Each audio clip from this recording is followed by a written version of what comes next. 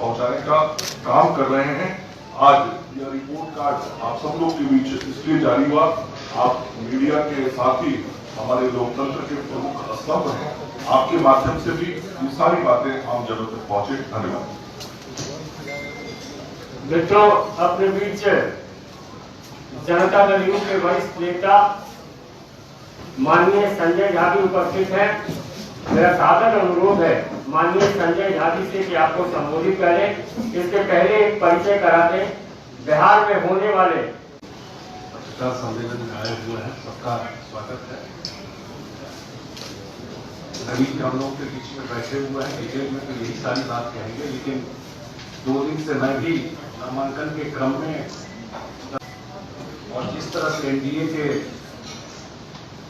लोग इकट्ठा होकर के डेवलपमेंट के नाम पर जो एक नैरेटिव इस प्रदेश में, तो इस लाइन पर जात और धर्म पर ही नैरेटिव बन के राजनीति होती है। लेकिन नीतीश कुमार जब से मुख्यमंत्री बने, एक नया नैरेटिव बनाया और विकास के नाम पर सड़क पर, बिजली पर, पानी पर चुनाव होता है, वो बिहार में पहली बार एनडीए सरकार ने करके दिखाया है। आज राजनीति में पीढ़ी जरूर बदली है, प्रवृत्ति नहीं बदली। जनरेशन चेंज हो गया, लेकिन नेचर और संस्कार नहीं बदला। जो भाषा आप देखते हैं, जिस स्तर की भाषा यूज करते हैं उनके नेता हैं, और आजकल रोजगार और बेरोजगारी की बात करते हैं। अब तो ज्यादा रवि जी इसमें डिटेल बताएंगे, लेकिन जिस टाइप का अगर ये कहा जाए 15 साल को मौका मिला, चर्चा तो होगी 15 साल, या तो बिल्कुल आप डिस्कार्ड कर दीजिए। 15 साल मौका मिला तो कितना रोजगार जनरेट किए, किस तरह का रोजगार जनरेट किए, कितने लोग भाग गए यहां से, कौन बचा इस स्टेट में? कोई तो बचा नहीं इस स्टेट में। नीतीश कुमार की तो जीरो भी नहीं, सब जीरो से शुरू किए काम करना इस स्टेट में, और सब जीरो से लेकर के आज डबल डिजिट ग्रोथ की बात हो रही है डबल डिजिट ग्रोथ। आज भी पेपर में लिखा कि 83% से ज्यादा लोगों के घर में पाइप वाटर पहुंचा, और सर कोरोना नहीं होता तो 100% हो गया। इस लाइन पे हम लोग चुनाव में जा रहे हैं, और जो भी प्रॉमिस किया नीतीश जी और एनडीए के सरकार ने, इतना ट्रस्ट लोगों को है कि अगर वो बोलते हैं तो डिलीवर भी करते हैं। और भी कुछ प्रॉमिस किया, और जो हम लोगों ने बात की है साथ निश्चय की, और इसके अलावा हुआ कि सबके साथ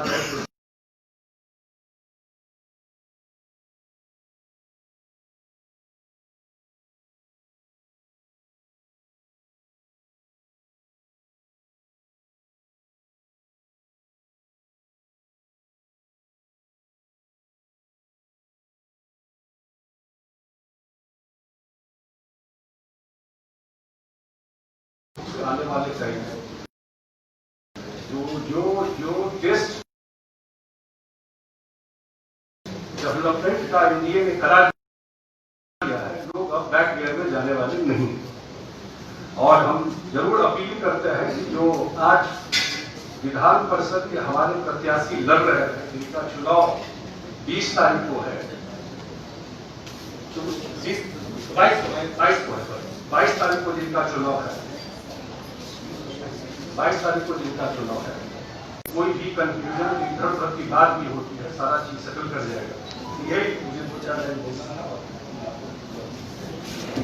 मेरा विनम्र निवेदन है इस बिहार के उस गौरव से जो केंद्र में मंत्री हैं माननीय रविशंकर प्रसाद जी, प्रखर प्रवक्ता है।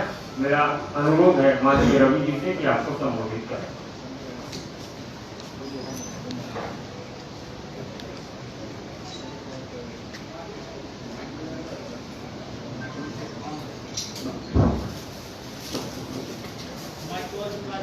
माननीय देवेंद्र फडणवीस जी,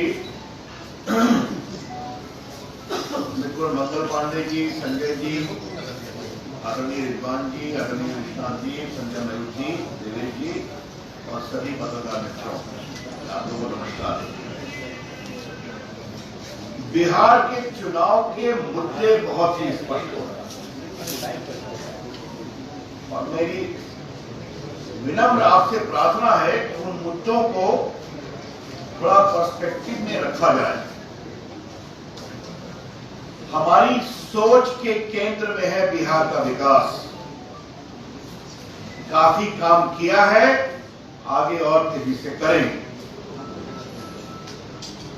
दूसरी ओर लोकतंत्र के नाम पर निजी और सार्वजनिक के फर्क को समाप्त किया जाता है।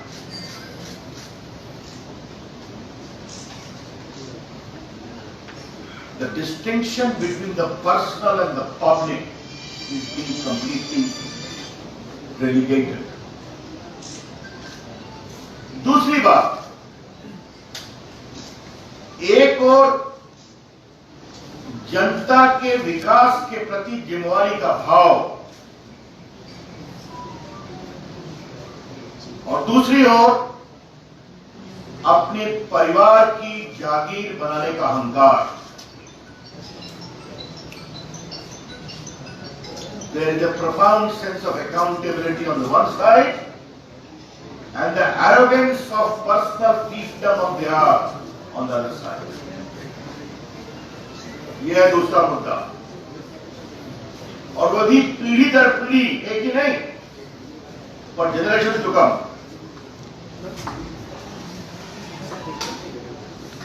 तीसरी बात बहुत इंपॉर्टेंट है, जो मैं विस्तार से बताना चाहता हूं।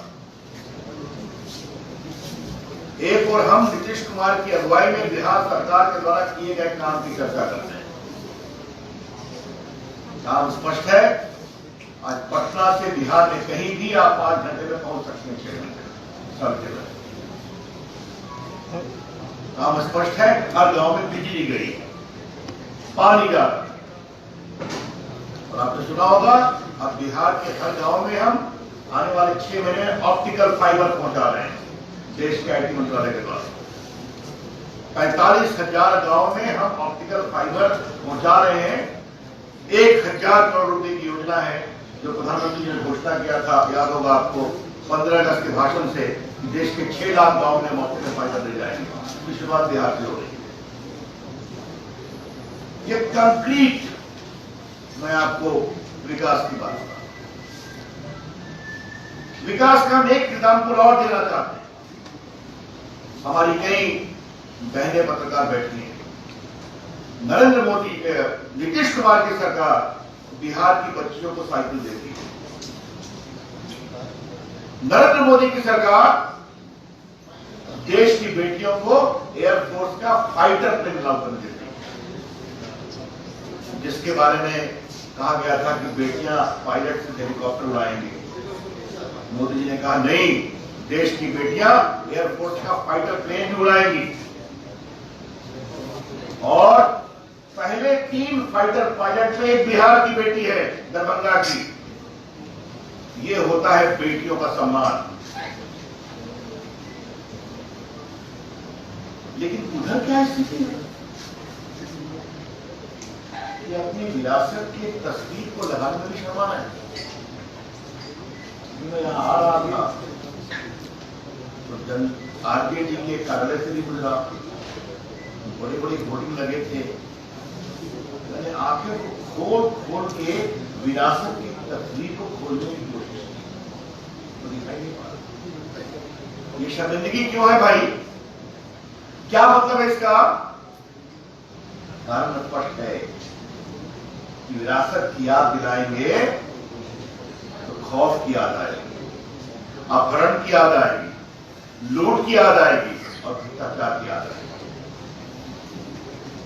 लेकिन क्या तस्वीर छुपाकर आप अपनी विरासत को भूल सकते हैं क्या? बात मुझे एक बात और कहनी है। हमारे कई वरिष्ठ पत्रकार पटना के बैठे हुए हैं। आरजेडी का जन्म कैसे हुआ था? संजय भाई भी बैठे हुए हैं, पुराने साथी हैं, एक आंदोलन थे। आरजेडी का जन्म ही नेता को भ्रष्टाचार से बचाने के लिए हुआ था, याद है ना? उस समय के मुख्यमंत्री जनता दल के मुख्यमंत्री थे। जब एक बड़े घोटाले में जिसमें कुछ मेरी भी भूमिका थी एक वकील के रूप में, जब गिरफ्तारी की तलवार लटकने लगी और उनकी पार्टी की ओर से दबाव पड़ा कि आपको इस्तीफा देना चाहिए, तो आरजेडी बनाई गई। The very party राष्ट्रीय Janata Dal was born to save someone, the leader from corruption. ये तो उनका अतीत है। और चलते हैं बिहार के भविष्य की बात कर रहे हैं। इसीलिए जब भविष्य की बात की जाती है, वह बहुत जरूरी है कि इसको रखा जाए। एक बार देवेंद्र जी आपकी अनुमति से एक व्यक्तिगत उदाहरण देना चाहता हूं। आप परिचित हैं, आजकल मेरी एक तस्वीर सोशल मीडिया पर बहुत वायरल है। हमारे पत्रकार मित्रों को याद होगा 2005 में गोली लगी नोखा में, स्वर्गीय प्रमोद महाजन जी थे। पटना में उतरा था तो खूब से दस्तखत मेरी हेलीकॉप्टर की वो फोटो जो पटना में हुआ, दिल्ली में हुआ। आज मैं याद दिलाना चाहता हूं कि हमला हुआ था नोखा में। प्रमोद महाजन केंद्रीय मंत्री, पार्टी में राष्ट्रीय महामंत्री, एमपी, मैं अटल जी की सरकार में मंत्री। 2 महीने तक पुलिस ने हम लोग का स्टेटमेंट तक नहीं लिया। जवाब आपको याद होगा। और जब नीतीश कुमार की सरकार बन गई देवेंद्र जी, तो एक पुलिस का इंस्पेक्टर आया कि साहब ने आपका एजेंट भेजा है।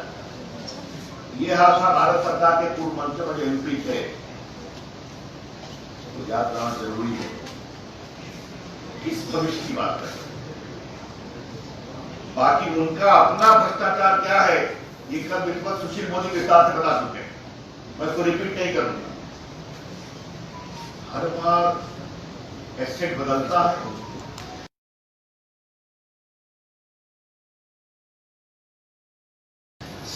अपना सोर्स नहीं है। हम लोग को भारत के प्रधानमंत्री को हर साल अपना देना पड़ता है पैसे। देवेंद्र जी मुख्यमंत्री रहे हैं, इनको देना पड़ता था, इनके मंत्री को देना पड़ता था। हम लोग को लिखना पड़ता है कि आपके एसेट पे बढ़ोतरी कैसे हुई, या बताना पड़ता है। कमाल है, एक चुनाव में एक एसेट है, दूसरे चुनाव में फिर एसेट बन जाए। देवेंद्र जी कुछ लोग बैंक के लोन पर बहुत टिप्पणी करते हैं। इंडिविजुअल लोन की आपने ये कहानी सुनी है किस तरह से लोग बताता है। ये है बिहार की सच्चाई, इसलिए सच्चाई सामने बताई जाएगी, विस्तार से बताई जाएगी।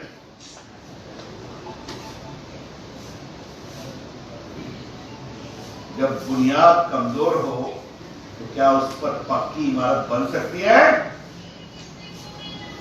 बिहार के विकास के मामले में आरजेडी की बुनियाद बहुत ही कमजोर है,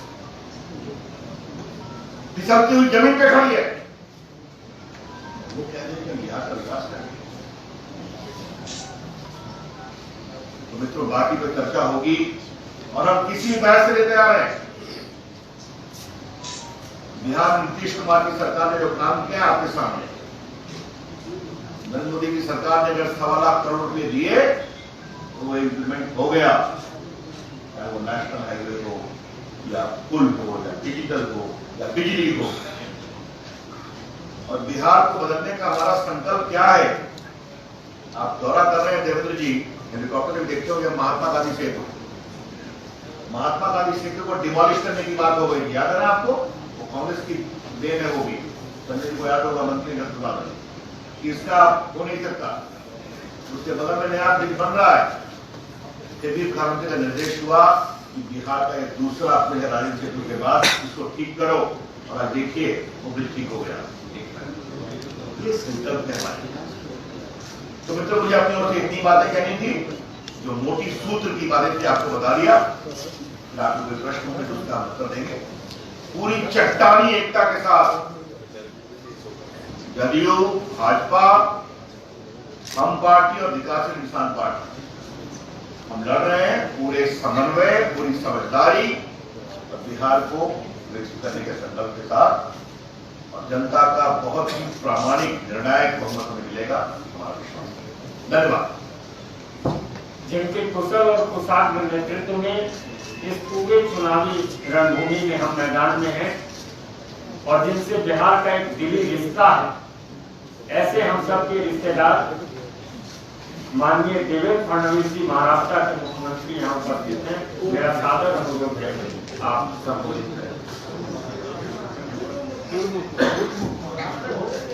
आप सभी को मेरा प्रणाम। मैं विशेष रूप से आदरणीय प्रधानमंत्री नरेंद्र मोदी जी बिहार में जो चुनाव प्रचार करेंगे उसकी जानकारी आपको देना चाहता हूं। बिहार में आदरणीय प्रधानमंत्री जी की सारी रैलियां ये एनडीए की रैलियां होगी। उन सभी रैलियों में स्वयं मुख्यमंत्री नीतीश कुमार जी और जहां पर लॉजिस्टिक्स के कारण वो उपस्थित नहीं रह पाएंगे वहां जेडीयू के वरिष्ठ नेता, हम पार्टी के वरिष्ठ नेता, वीआईपी पार्टी के वरिष्ठ नेता ये उपस्थित होंगे और ये भारतीय जनता पार्टी के साथ साथ एनडीए की कॉन्स्टिट्यूएंसीज में भी आदरणीय प्रधानमंत्री जी की रैली ये आयोजित की गई है। कुल ये तय हुआ है, हमने प्रधानमंत्री जी से निवेदन किया है और जिससे स्वीकृति हमको मिली है, प्रधानमंत्री जी बिहार में 12 रैलियां करेंगे। इसमें सबसे पहले 23 तारीख को आदरणीय प्रधानमंत्री जी सासाराम में पहली रैली करेंगे, गया में दूसरी रैली करेंगे और भागलपुर में तीसरी रैली करेंगे। उसके बाद 28 तारीख को प्रधानमंत्री जी का फिर समय हमें प्राप्त हुआ है। 28 तारीख को प्रधानमंत्री जी दरभंगा में पहली रैली करेंगे, मुजफ्फरपुर में दूसरी रैली करेंगे और पटना में तीसरी रैली करेंगे। उसके बाद आदरणीय प्रधानमंत्री जी 1 तारीख को 1 नवंबर को फिर बिहार आएंगे। पहली रैली 1 तारीख को छपरा में करेंगे, दूसरी रैली पूर्वी चंपारण में करेंगे और तीसरी रैली समस्तीपुर में करेंगे। और अंततः फिर एक बार आदरणीय प्रधानमंत्री जी 3 तारीख को बिहार में आएंगे और 3 तारीख को पहली रैली पश्चिमी चंपारण में होगी, दूसरी रैली सहरसा में होगी और तीसरी रैली फारबिसगंज अररिया में होगी। इस प्रकार से कुल 12 रैलियां आदरणीय प्रधानमंत्री जी करेंगे। इसमें नियोजन ये किया है, आप सभी लोग जानते हैं कि सोशल डिस्टेंसिंग के साथ रैलियां करनी है और जो ग्राउंड्स है इस पर प्रशासन ने संख्या का नियमन किया है, किस ग्राउंड पर कितने लोग उपस्थित हो सकते हैं। जो निर्देश प्रशासन का है उसी के अनुरूप वहां पर बुलाएंगे, कुर्सियां लगाकर सोशल डिस्टेंसिंग के साथ ये रैली की जाएगी। इसमें आने वाले हर व्यक्ति को मास्क पहनना कंपलसरी होगा। वहां पर सैनिटाइजर की व्यवस्था हम करेंगे ताकि कहीं पर भी जो दिशा निर्देश है इसका उल्लंघन न हो, उसका पालन हो, ये प्रयास किया जाएगा। अब चूंकि संख्या के ऊपर एक नियंत्रण इससे आता है और आप सभी लोग जानते हैं कि बिहार में जब प्रधानमंत्री जी आते हैं तो सभी लोगों को उनकी सभा में आने की इच्छा भी होती है और इसी के चलते ये भी तय हुआ है कि जहां एक मैदान पर आदरणीय प्रधानमंत्री जी की सभा होगी वहीं उसके आसपास की 20 कॉन्स्टिट्यूएंसीज में एलईडी स्क्रीन्स लगाकर प्रधानमंत्री जी की सभा को सभा के रूप में आयोजित किया जाएगा। उस कॉन्स्टिट्यूएंसी का, बीजेपी का, जदयू का, हम का या वीआईपी का जो उम्मीदवार होगा, एक ग्राउंड पर वे स्वयं उपस्थित रहेंगे और पूरी सभा करेंगे और वहां पर प्रधानमंत्री जी का भाषण ये रिले किया जाएगा तकरीबन हर कॉन्स्टिट्यूएंसी में जो 20 कई 18 है, कई 15 कई 20 है, तो ये सारी कॉन्स्टिट्यूएंसी में 5-5 मैदान ऐसे होंगे कि जहां पर एलईडी स्क्रीन लगेगी और उस विभाग के लोग, ब्लॉक के लोग या बड़ा अगर शहर होगा तो गांव होगा तो वहां के लोग वहां पर एकत्रित आएंगे। तो कुल मिलाकर प्रधानमंत्री जी की सभा एक समय पर 100 मैदानों में चलेगी और मेरा विश्वास है कि सोशल डिस्टेंसिंग को रखते हुए सारी जो प्रॉब्लम्स है उसके मद्देनजर इस प्रकार का प्लानिंग हम लोगों ने किया है कि प्रधानमंत्री जी की कोई भी सभा, इससे पहले जो रिकॉर्ड तोड़ने वाली सारी सभाएं इस बिहार में हुई है उससे कम संख्या कि किसी भी सभा में नहीं होगी, लेकिन वो डिस्ट्रीब्यूटेड होगी, अलग अलग जगह पर होगी और ज्यादा से ज्यादा लोगों तक टेक्नोलॉजी के माध्यम से, तकनीक के माध्यम से हम लोग पहुंचने का प्रयास करेंगे। मेरा विश्वास है कि बहुत बड़े पैमाने पर इन सभाओं को सफलता भी मिलेगी। और केवल आपकी जानकारी के लिए मैं सारा नहीं पढ़ूंगा, पर एक उदाहरण के तौर पर मैं आपको बताना चाहता हूं। सासाराम में जब सभा होगी तो उस समय सासाराम से लगी हुई जहां बीजेपी की कॉन्स्टिट्यूएंसीज है, आरा, बढ़ारा, तरारी, शाहपुर, बक्सर, रामगढ़, मोहनिया, भभुआ, चैनपुर, टिहरी, औरंगाबाद और काराकाट, और उसके साथ साथ जदयू और हमारी जो साथी पार्टियां हैं उनकी जो कॉन्स्टिट्यूएंसीज है, संदेश, जगदीशपुर, डुमराव, राजपुर, सासाराम, चेनारी, दिनारा, नोखा, नबीनगर, रफीगंज, ओबरा, ऐसी और वीआईपी की जो कॉन्स्टिट्यूएंसी है ब्रह्मपुर, तो सासाराम की सभा के साथ कितनी कॉन्स्टिट्यूएंसीज को हम जोड़ेंगे, वहां पर पैरेलली व्यवस्था खड़ी होगी। हर कॉन्स्टिट्यूएंसी में 5-5 जगहों पर वही सभा रिले होगी और वहां पर जो हमारे विधायक के जो उम्मीदवार है, जो कैंडिडेट्स है, वो भी वहां पर उपस्थित रहेंगे। तो इस प्रकार का इसका नियोजन हुआ है और मुझे विश्वास है आदरणीय प्रधानमंत्री जी और मुख्यमंत्री जी की ये जो सभा होगी, इसके माध्यम से जो बिहार को विकसित करने का संकल्प हमारे एनडीए ने लिया है, उस संकल्प को लोगों तक पहुंचाया जाएगा और लोगों को भरोसा है, क्योंकि पिछले 15 वर्ष से ये सरकार यहाँ चल रही है और 6 साल से मोदी जी की सरकार देश में चल रही है। तो जो परिवर्तन हुआ है वो जनता ने देखा है और इसलिए उसी परिवर्तन को आगे कैसे हम ले जाएंगे, किस प्रकार से आत्मनिर्भर बिहार ये मोदी जी के नेतृत्व में, नीतीश जी के नेतृत्व में बनेगा, इसका पूरा चित्र इन सभाओं के माध्यम से जनता के सामने आएगा। और मुझे एक बात की गारंटी है, इस देश में जिस प्रकार का विश्वास लोगों का मोदी जी के ऊपर है, क्योंकि जो कहते हैं वो करते हैं, तो मुझे लगता है कि इसका बहुत लाभ हम लोगों को होगा। हम प्रधानमंत्री जी का भी आभार व्यक्त करते हैं कि उन्होंने इन कार्यक्रमों को स्वीकृति दी और इसके जो डिटेल है समय के साथ साथ और जगह के साथ साथ वो आप लोगों तक पहुंचाए जाएंगे। अंत में हर प्रेस कॉन्फ्रेंस में एक व्यक्ति जरूर रहता था। आज बड़े दुख का विषय है कि वह व्यक्ति हमारे बीच से लुप्त हो चुका है, भगवान के पास पहुंच गए हैं। हम चाहेंगे वैसे ख्याति प्राप्त पत्रकार और इस बिहार ही नहीं अपितु देश के चर्चित फोटोग्राफर कृष्ण मोहन शर्मा जी का निधन हो गया है। हम 1 मिनट का राष्ट्रीय जनतांत्रिक गठबंधन के इस सभागार में मौन रखेंगे और उसके बाद इस प्रेस कॉन्फ्रेंस को समाप्त करेंगे। और बिहार सरकार के मंत्री कपिल देव कामत जी का भी निधन हो गया है। मेरा सादर अनुरोध होगा हम सब अपने स्थान पर 1 मिनट के लिए, असल बात मनीष जी चुनाव का समय है और सबका 11 बजे से प्रोग्राम लगा था, इसलिए हम इसको